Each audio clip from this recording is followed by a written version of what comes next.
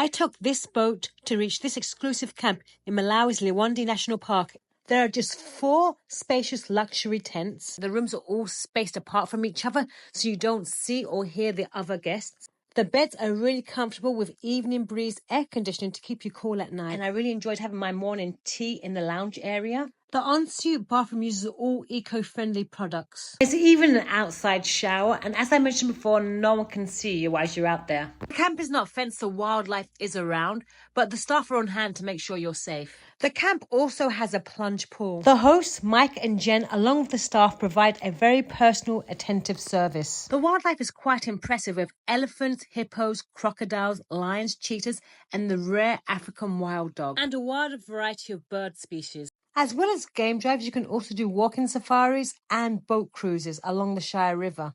I saw very few, if any, other visitors while staying here, giving quite an exclusive experience. One of the best things about this camp is the price. This luxury camp comes at half the price of most safari destinations. The drive to Liwonde is also very interesting as you pass through towns and villages, which is a very different way of life from ours.